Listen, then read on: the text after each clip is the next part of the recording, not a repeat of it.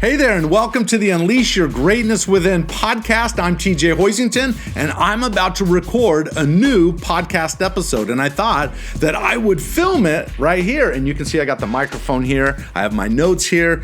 And I thought I would just film it so you can see what it was like behind the scenes when I'm maybe recording a podcast episode. And today's podcast is on the subject of gratitude and finding happiness. And so my hope is this will be a meaningful podcast for you. Now, if you're watching this on YouTube, make sure that you click that subscribe button, and also make sure you click that notification bell so that you're the first to be notified when I come out with a new training or podcast or episode. Also, if you're watching this and you haven't subscribed to my podcast on iTunes, I invite you to go there as well. Just type in my name, TJ Hoisington, in iTunes, and the Unleash Your Greatness Within podcast will pop up. And I want you to know I appreciate you being a part of my community. All right, let's jump into it. Let's talk about gratitude and happiness. One of Plato's observations was, a grateful mind is a great mind, which eventually attracts great things unto itself. One researcher once noted, quote, "The practice of gratitude is incompatible with negative emotions and may actually diminish or deter such feelings as anger, bitterness, and greed."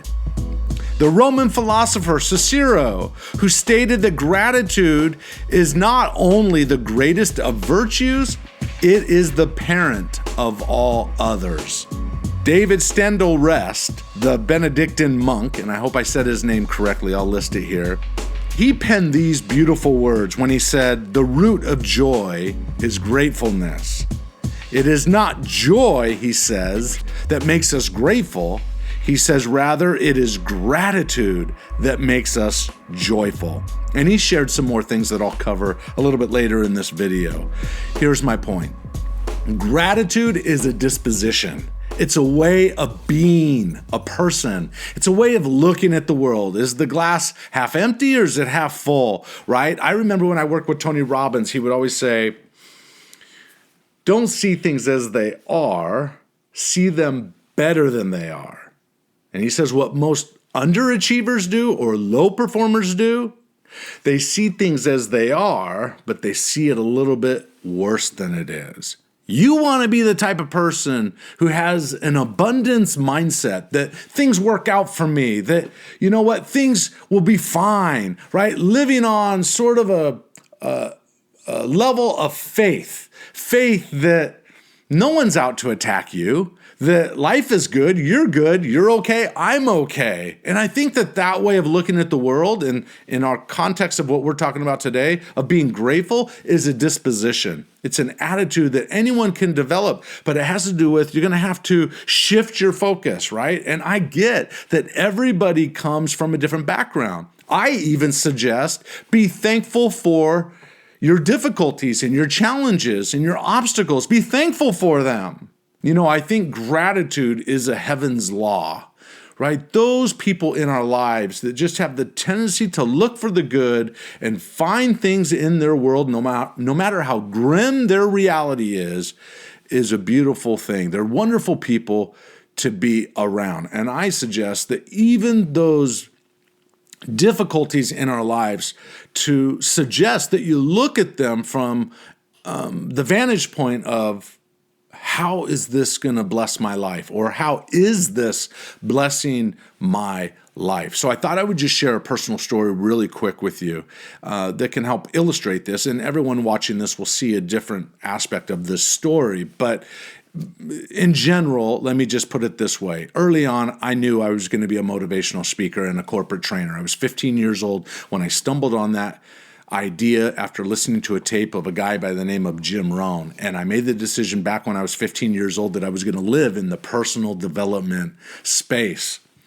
Well, I thought in terms of making that goal a reality, I thought it'd be a good idea to go learn from one of the best. So back in 1999, I went to work for Tony Robbins. I thought, wow, what an opportunity to work under his leadership and work with him and see how things are run in the industry and how lives are changed and those kinds of things. And so I worked for him for about a year.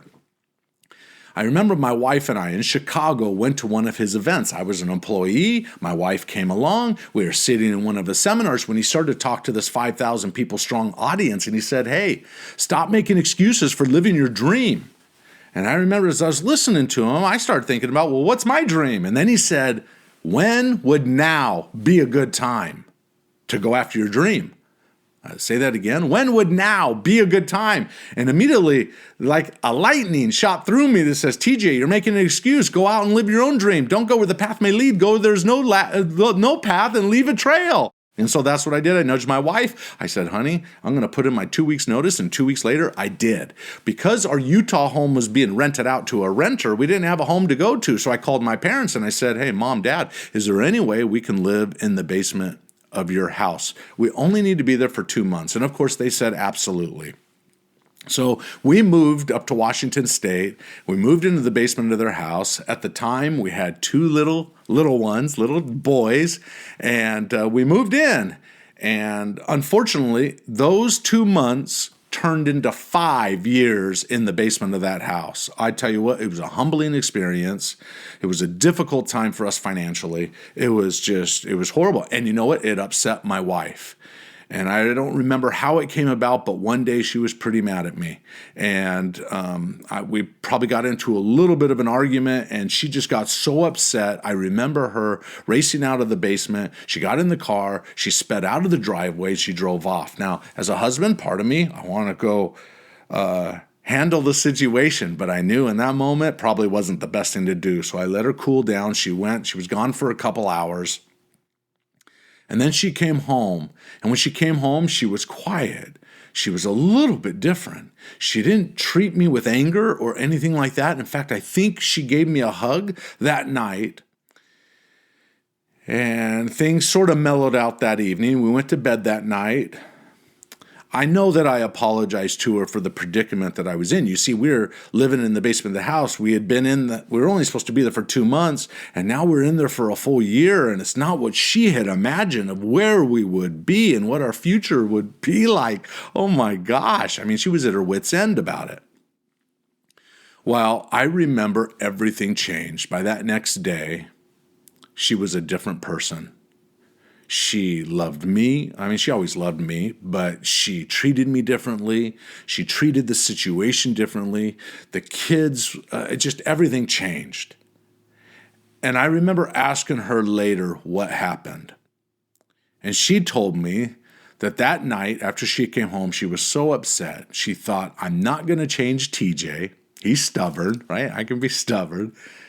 She says, so what I need to do is change my own thinking. I need to change the way I look at this situation in this world. And what she told me is that she sat down with her journal, and she still has that journal today, and she wrote down every blessing in her life, everything she had in this difficulty, everything that she had in her life that she had to be grateful for. And she had to stretch a little bit, but some things she didn't have to stretch very far. I mean, the fact that we were in the basement of Mom and Dad's house and she was with kids all day while I was working, it was nice that she wrote in her journal. It was nice I could go upstairs and I could visit with Mom and Dad Hoisington, or I could visit with my brother and sister-in-laws who were upstairs from time to time, and I could have adult time with them. She saw that as a value, right? She saw the love that my children got from Grandma and Grandpa, if you will, and she looked at her world differently that way. All of a sudden, she listed like 14 or 20 different things, and she started to identify all those blessings that were in her life despite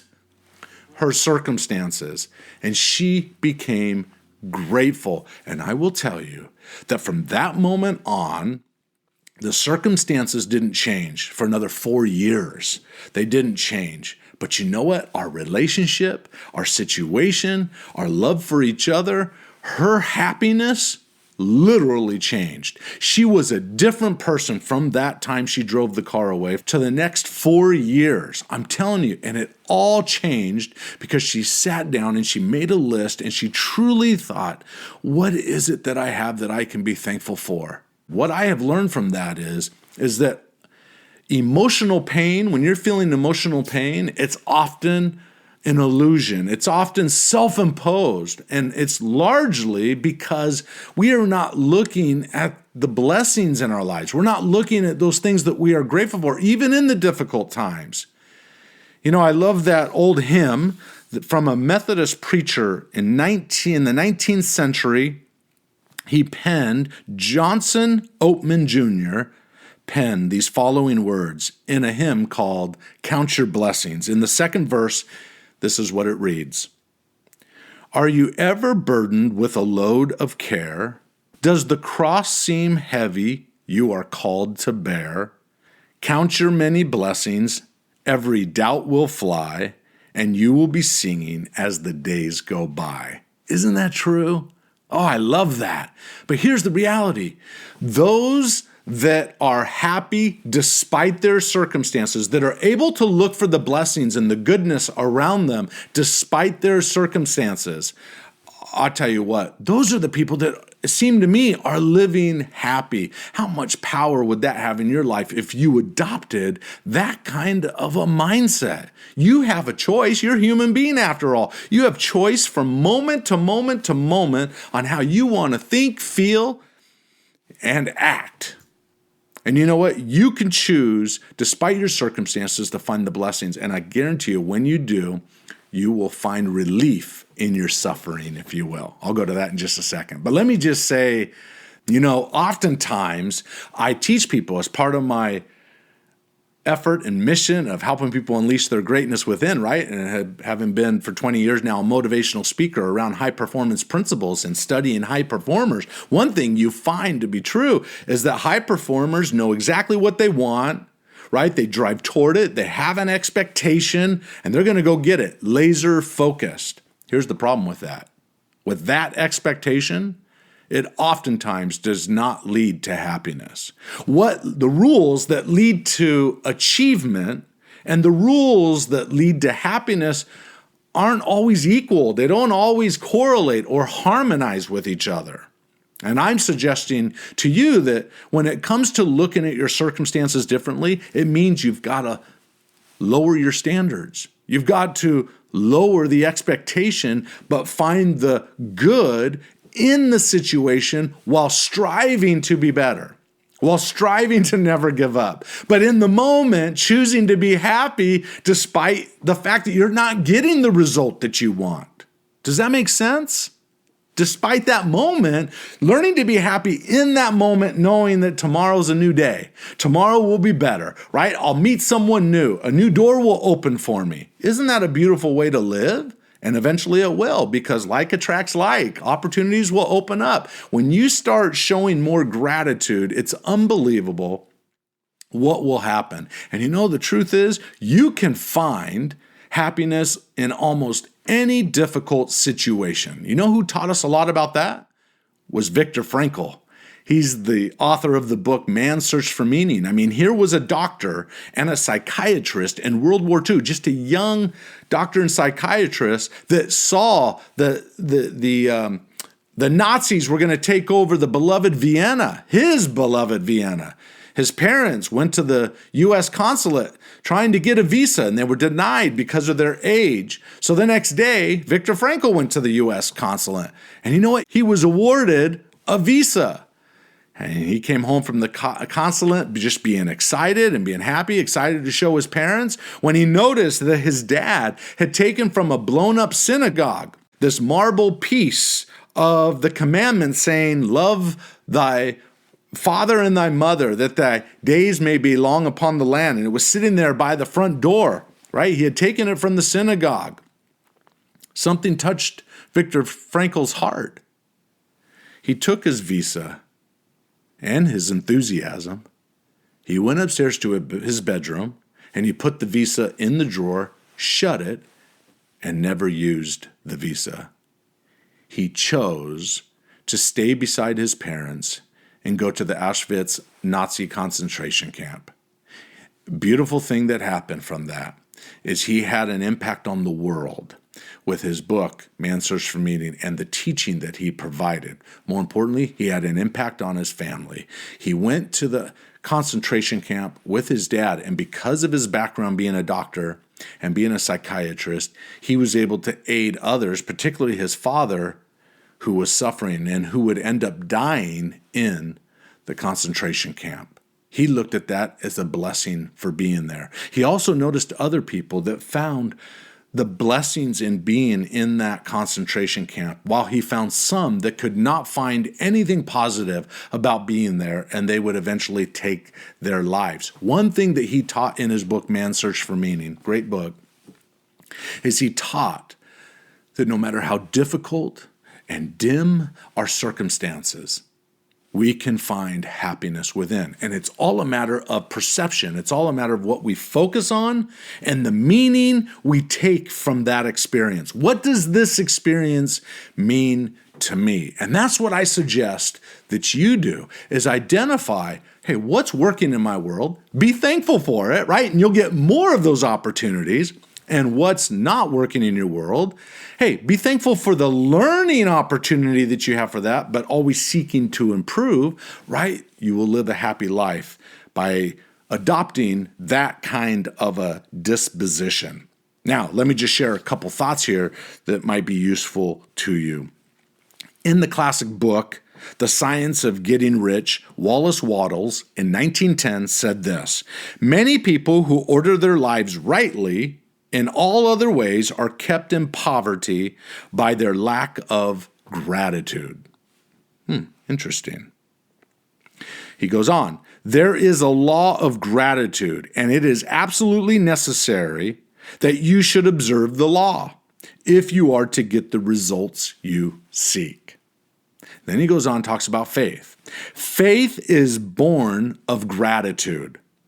Grateful mind continually expects good things, and expectation becomes faith. The reaction of gratitude upon one's own mind produces faith, and every outgoing wave of grateful thanksgiving increases faith." And when you live on faith, right, rather than evidence alone, when you live on faith and goodness and looking for the good and believing in people and believing in yourself, great things eventually come to pass. It doesn't mean that they always will, but I'll tell you what, even if they don't, you will live a happier life. I wrote down here, gratitude is the key that unleashes abundance. How? It's a tried truth in any theology or philosophy. That which you are grateful for will be multiplied. So whatever it is that you have, if you have a challenge in your life, be thankful for the learning opportunity and seek to change and be better.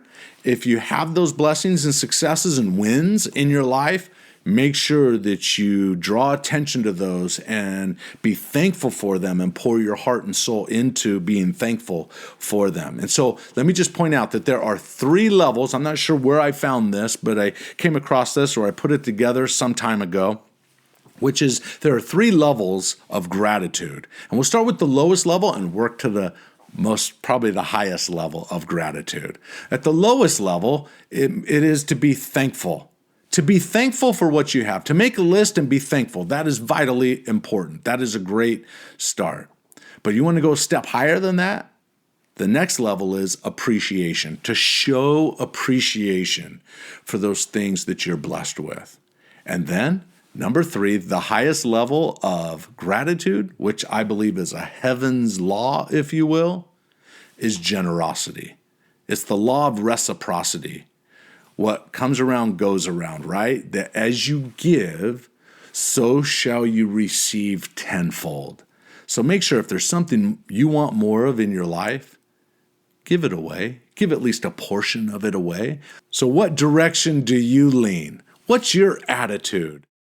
So David Steindl-Rast, and I'm not sure I'm saying his name right, and I apologize, the Benedictine monk, he said this in a TED Talk. He said, becoming aware that every moment is a gift, right? That's critical, that you become aware that every moment of your existence is a gift. He goes on, you haven't earned it. You haven't brought it about in any way. You have no way of assuring that another moment will be given to you. And yet, that can be the most valuable thing that has been given to us. This moment with all the opportunities that it contains. Without this moment, you wouldn't have the opportunity to experience anything.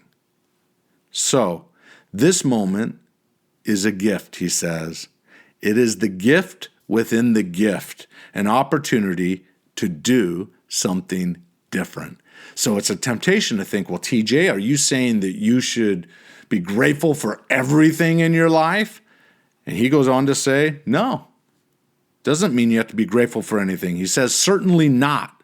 We cannot be grateful for violence or for war or for oppression or exploitation. On a personal level, we cannot be grateful for the loss of a friend or for unfaithfulness or bereavement.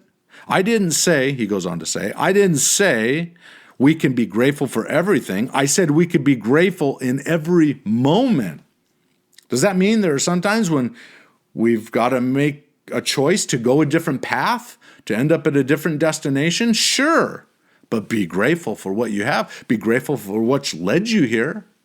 Now, there's an activity that you could do that Martin Seligman, right, the father of positive psychology, he shares this simple exercise that if you'll do it every night, he says it'll become addictive and it will reduce depression. It will do amazing things to your happiness and to your disposition. And this is all he says to do.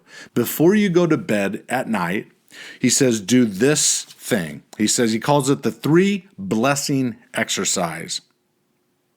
He says, what I want you to do is I want you to list every night before you go to bed 3 things that you're grateful for and write down what it is. And then underneath, why is that thing important to you? Why do you appreciate it, right? And then I would add one other thing to it. Number 3 is then how can you provide generosity around that ideal? Whatever those things are you're thankful for, how can you show a level of generosity?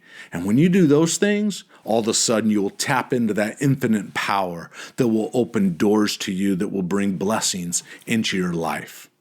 Hold on. I'm going to grab a book and I'm going to read you a story. I just had a thought. Hold on.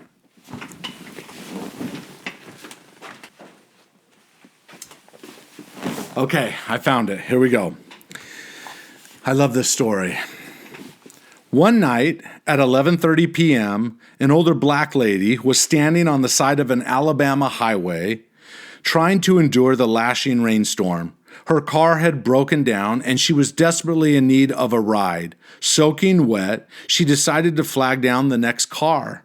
A young white man stopped to help her, generally unheard of in the Deep South during the conflicted 1960s. The man took her to safety, helped her get assistance, and put her into a taxi cab. She seemed to be in a big hurry. She wrote down his address, thanked him, and drove away. 7 days went by, and a knock came to the man's door. To his surprise, a giant, you can see what the date is on this, a giant combination console, color TV, and stereo record player was delivered to his home. A special note was attached. Would you like to know what the note read? Dear Mr. James, thank you so much for assisting me on the highway the other night. The rain drenched not only my clothes, but also my spirits. Then you came along. Because of you, I was able to make it to my dying husband's bedside just before he passed away. God bless you for helping me and unselfishly serving others.